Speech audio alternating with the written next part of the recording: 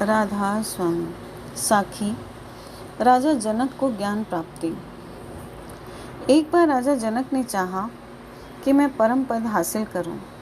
यह सोचकर उसने 1000 गाय मंगवाई और हर एक गाय के सींग पर 20-20 मोहरें बांध दी और हुक्म दिया कि जो व्यक्ति शास्त्रार्थ में जीत जाए वही यह गाय ले जाए।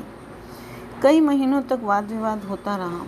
आखिर याज्ञवल्क्य सब ऋषियों से अव्वल निकले और 1000 गायें मोहरों समेत जीत कर ले गए। राजा ने कहा कि जो मुझे अंदर ले जाकर ज्ञान करवाएगा उसे मोहरों समेत 1000 गायें और दूंगा।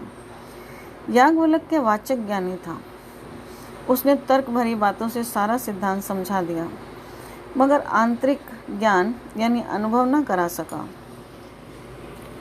अंत में राजा ने एक सिंहासन बनवाया। उसने मुल्क के सारे महात्मा बुलाए और कहा कि जो भी मुझे ज्ञान दे सके वह इस सिंहासन पर बैठ कर दे, पर शर्त यह है कि मुझे ज्ञान उतने समय में चाहिए जितना समय घोड़े पर सवार होने में लगता है। सभी महात्माओं की यही राय थी कि ज्ञान कोई घोल कर पिलाने वाली चीज़ नहीं है जो पिला दी जाए। पहले कुछ लिखाएं, पढ़ाएं, फिर कुछ आगे का बताएं। इतने में अष्टावक्र जी आगे आ गए। वे शरीर के टेढ़े और कुबड़े थे।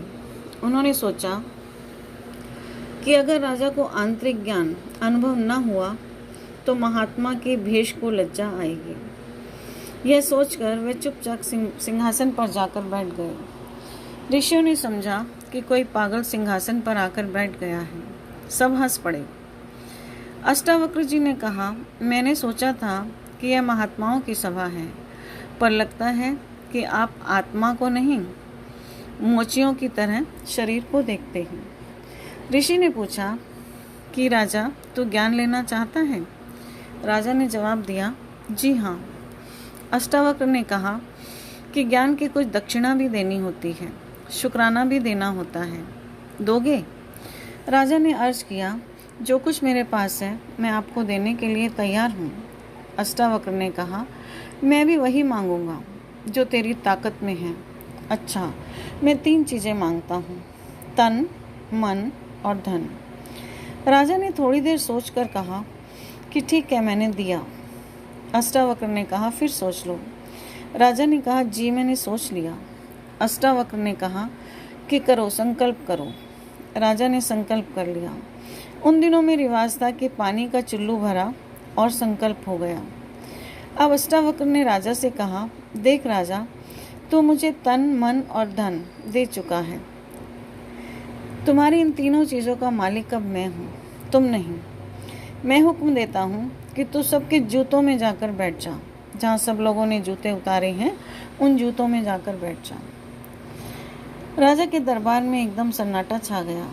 सब सोचने लगे कि अपनी प्रजा और अपना राज्य सबके सामने जूतों में जाके राजा कैसे बैठेगा। यह तो कोई नीच ही कर सकता है।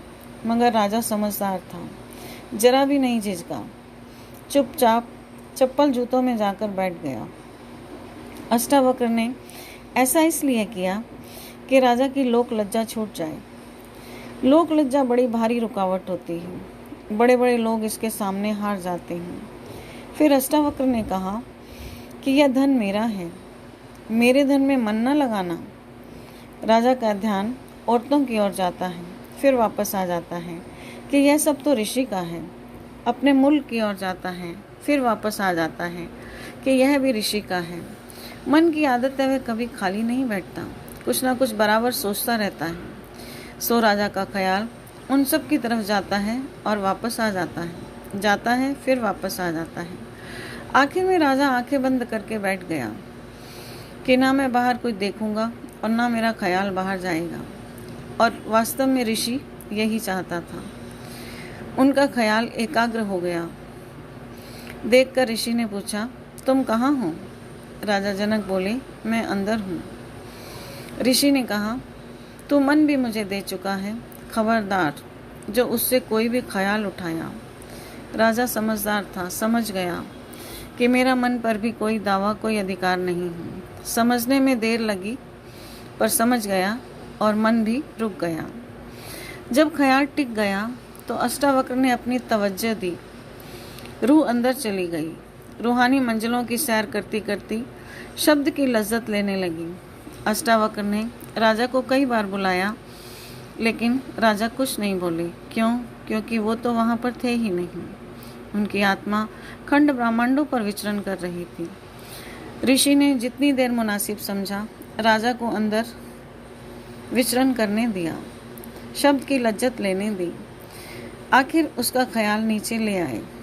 जब राजा ने आंखें खोली तो अष्टावक्र ने पूछा, क्या तुमको ज्ञान हो गया? राजा ने उत्तर दिया, जी हाँ, हो गया।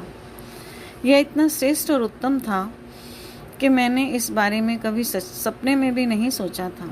ऋषि ने फिर पूछा, कोई शक तो नहीं रहा?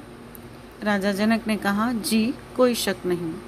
ऋषि ने कहा, मैं यह तन मन और धन तुझे प्रसाद के रूप में वापस देता हूँ, लेकिन इन्हें अपना ना समझना। तुम राज्य भी करो और भजन भी करो। संसार और इसकी धन दौलत से मन को निकाल दो। अब तुम्हें प्रभु के नाम का अनमोल खजाना मिल गया है। अब इस संसार की वस्तुओं से मोह नहीं रखोगे, बल्कि प्रभु से उसके प्रेम और उसके अनुभव और उसकी कृपा के लिए हर समय याचना करोगे। राधा स्वामी।